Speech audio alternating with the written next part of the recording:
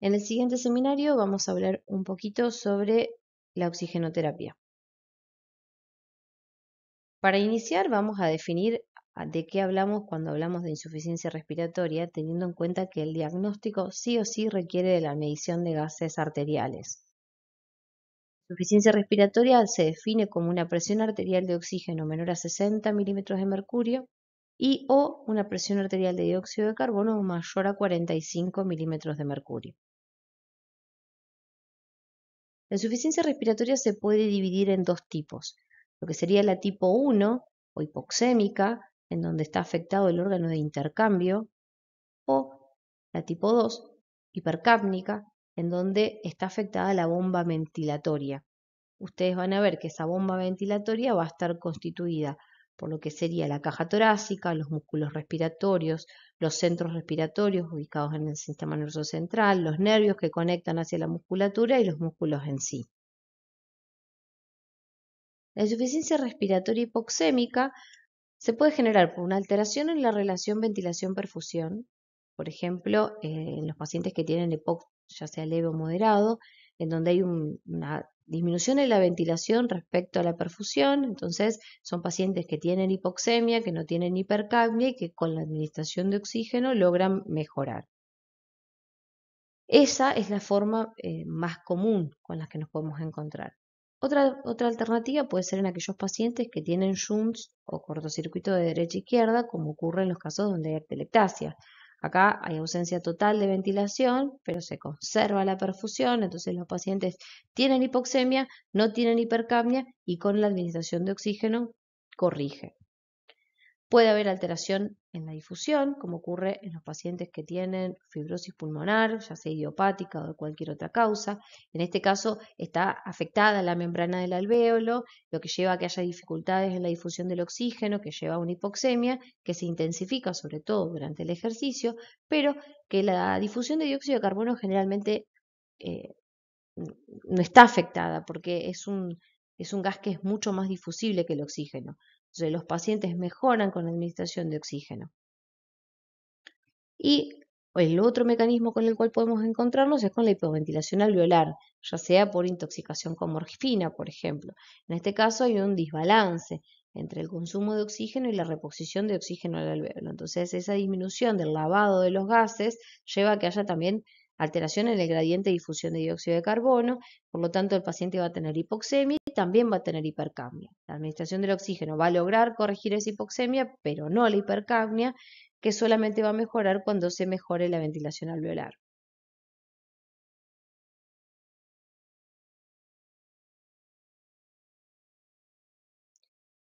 En el caso de la insuficiencia respiratoria hipercápnica, los mecanismos pueden ser por alteración en los centros respiratorios, por ejemplo, por efecto anestésico, por defectos mecánicos en la pared torácica, como es el caso de las escoliosis, en el caso que haya neuropatías, de cualquier tipo, como puede ser un síndrome de Guillain-Barré, o en enfermedades musculares como cualquier tipo de miopatía.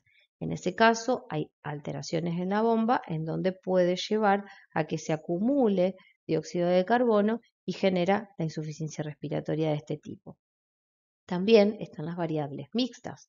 Por ejemplo, en un paciente que tiene una crisis asmática severa, ese paciente puede llegar a tener, por un lado, hipoxemia por el propio mecanismo de la hiperreactividad bronquial, pero puede generar por fatiga muscular alteraciones en la bomba y eso va a terminar haciendo una combinación de ambos mecanismos. Para empezar a hablar un poquito más específicamente de oxigenoterapia, es importante que conozcan o que refresquen cómo está compuesto el aire ambiente. El oxígeno va a constituir el 21%, el nitrógeno representa el 78% y un 1% restante va a estar representado por el dióxido de carbono y otros gases. La fracción inspirada de oxígeno en sí es de 0,21%, o sea, de ese 100%, 0,21 está representado por el oxígeno. La oxigenoterapia en sí lo que hace es aumentar esa fracción inspirada, superar el 21% que normalmente tenemos. Administrar oxígeno no es algo exento de efectos adversos. La hiperoxia o sea, la administración excesiva de oxígeno a un paciente que no lo requiere, va a aumentar la producción de reactivos oxidantes tóxicos y eso va a generar, por un lado, injuria, sobre todo a nivel pulmonar, retiniano y en sistema nervioso central. Puede generar atelectasia por reabsorción, porque hay menor cantidad de nitrógeno. Puede haber vasoconstricción, principalmente en la circulación coronaria y cerebral, o puede haber un incremento incluso de la mortalidad. Es importante tener en cuenta cuando uno va a iniciar tratamiento con oxígeno que la intensidad del tratamiento va a estar determinado por la saturación de oxígeno necesaria en un paciente. Un paciente que viene con un diagnóstico de POC severo, no podemos pretender que sature 100%. Ese paciente que sature 91 o 92% ya es un objetivo más que óptimo. Por otro lado, cuando uno le aporta oxígeno va a tratar la hipoxemia, diagnosticada por oximetría, no la sensación de disnea. La sensación de disnea no tiene ni nada que ver con el tratamiento del oxígeno. No se trata la causa de la hipoxemia, sino hay que evitar las consecuencias del hecho de que un paciente esté hipoxémico y que siempre es un tratamiento que tiene que ser monitorizado por las razones que ya venimos hablando. ¿Cuáles son los tipos de oxigenoterapia que contamos? Por un lado tenemos la oxigenoterapia convencional, en donde está la corriente, que es la cánula o la máscara común, la controlada, en donde está la máscara de Venturi, o de alta concentración, como es la máscara con bolsa de no reinhalación. La oxigenoterapia de alto flujo, la ventilación mecánica no invasiva y la ventilación mecánica invasiva. En primer lugar, vamos a hablar de lo que es la oxigenoterapia convencional. Empezando por la oxigenoterapia corriente, al no tener un control estricto, puede ser utilizada en pacientes que tienen hipoxemia leve o moderada, pero sin hipercapnia. En este caso, el aporte de oxígeno va a estar regulado directamente por el flumíter. Este dispositivo que ustedes ven ahí, que cuando vayan a los hospitales aprovechen a pispearlo un poquito, ustedes van a ver que tiene una graduación de 1 a 15, que tiene una bolita metálica que se regula a partir de esa perillita negra o verde en la otra imagen, en donde les va a poder ir graduando la cantidad de flujo de oxígeno que le van a aportar al paciente. Eso directamente llega a través de la cánula nasal, en donde de la conexión directamente del flumíter va al paciente, va a aportar hasta un 40% de FiO2. Ustedes fíjense que por cada litro del aumento de litros aportados desde el flumíter van a aumentar un 3% la fracción inspirada de oxígeno. Por lo tanto, si son hasta 6 litros por minuto, hasta 40% de FiO2 puede llegar a aumentarse. ¿Cuáles son las ventajas de la cánula nasal? Fundamentalmente que no hay que retirarlo ni para comer ni para hablar, le permite al paciente mucho más comodidad que el resto de los dispositivos.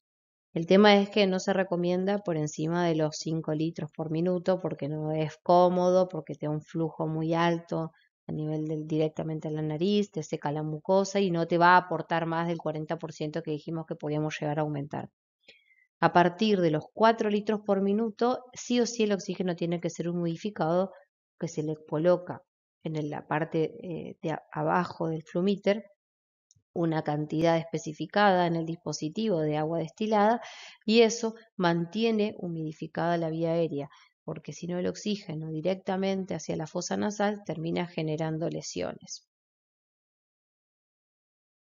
El otro dispositivo por el cual podemos administrar oxigenoterapia corriente es la máscara común. La máscara común acá puede aportar entre un 35 y un 50%. Tiene que tener un flujo a más de 5 litros para que no haya reinhalación del dióxido de carbono.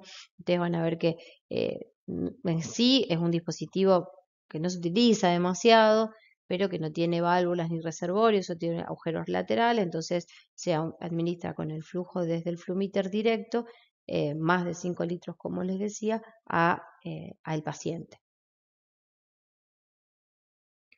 Pasando a la oxigenoterapia convencional ya controlada, en donde está representado básicamente por lo que son las máscaras de tipo Venturi. Se indica fundamentalmente en pacientes que tienen enfermedad pulmonar crónica y donde hay riesgo de hipercapnia.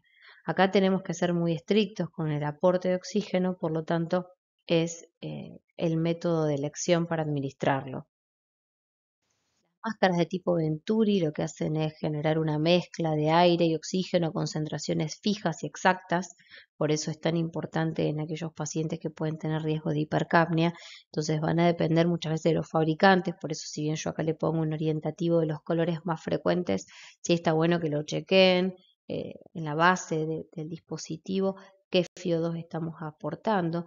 Y por otro lado, ustedes van a tener que regular en el Flumiter la cantidad de litros minuto que le van a aportar a esa mascarita para que nos permita dar eh, el efecto necesario y buscado. Acá pueden ver los diferentes tamaños del orificio que aporta de oxígeno y a su vez en los orificios laterales en donde ingresa lo que sería el oxígeno aire ambiente. Pasando a lo que sería la oxigenoterapia convencional de alta concentración, es lo que va a estar indicado en las hipoxemias ya severas, en donde hay afectaciones pulmonares graves, como el shock, el fallo cardíaco, una neumonía grave bilateral, puede ser donde hay intoxicaciones por monóxido de carbono, en donde vos tenés que sí o sí administrar oxígeno a alta concentración. La máscara de reservorio, la de mayor cantidad de aporte, es la de no reinhalación, es una que tiene unas valvulitas unidireccionales a nivel de los orificios laterales que hacen de que directamente todo lo que expira no vuelve a ingresar y el paciente inspira únicamente una fracción de oxígeno de más del 80%. Sí o sí se necesita que el flujo del flumíter sea más de 10 litros por minuto porque tiene que mantener esa bolsita inflada para que logremos que aporte la cantidad de oxígeno que necesitamos. Está la variante de la reinhalación parcial, que es otra que tiene orificios laterales que no tienen esa valvulita, en donde aportan un montón de FiO2, pero no es más del 80%, sino hablamos entre un 60 y un 80% de FiO2. Pasando a la oxigenoterapia de alto flujo, el dispositivo con el cual contamos es el que les voy a mostrar a continuación. Está la cánula nasal de alto flujo que va a aportar hasta 60 litros por minuto, que es controlado con una humedad óptima y con una FiO2 estable. Esto se utilizó mucho en lo que es en la época del COVID, en donde fue de mucha utilidad. Esto es no invasivo y va a reducir el espacio muerto, que tiene beneficios además sobre el clínex mucociliar y sobre la mecánica toracopulmonar, por la presión positiva a la cual se administra el oxígeno. Para ir terminando, tenemos lo que es la ventilación mecánica no invasiva. La ventilación mecánica no invasiva en sí, la efectividad va a depender de la etiología. La mayoría de los estudios están hechos en base a pacientes con EPOC o con edema agudo de pulmón o con enfermedades restrictivas. Ustedes van a ver que los dispositivos de administración son variables. Por un lado está lo que es el casco, lo que es la máscara facial, la máscara oronasal, la pipeta bucal, los dispositivos nasales. Estos pueden ir conectados directamente al respirador convencional o a equipos particulares y portátiles. Hay algunos pacientes EPOC que tienen estos dispositivos en su domicilio y lo usan en general intermitentemente, sobre todo para dormir. La principal ventaja de la ventilación mecánica no invasiva es fundamentalmente que previene las complicaciones que causan la intubación. La permanencia del tubo endotraqueal hace que se pierdan todos los mecanismos de defensa de la vía aérea superior y tener un cuerpo extraño en la vía aérea trae complicaciones inevitablemente.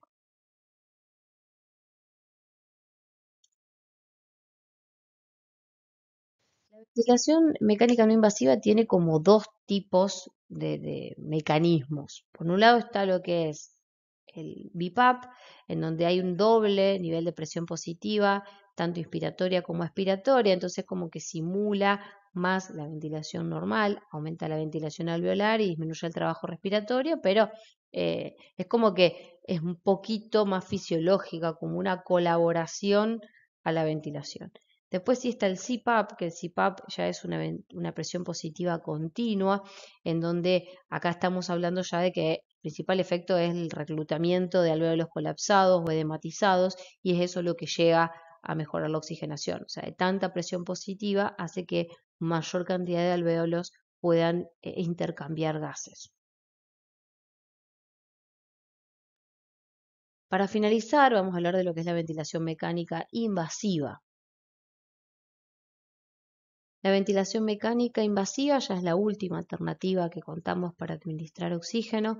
Es sí o sí, como bien dice, invasivo de la vía aérea.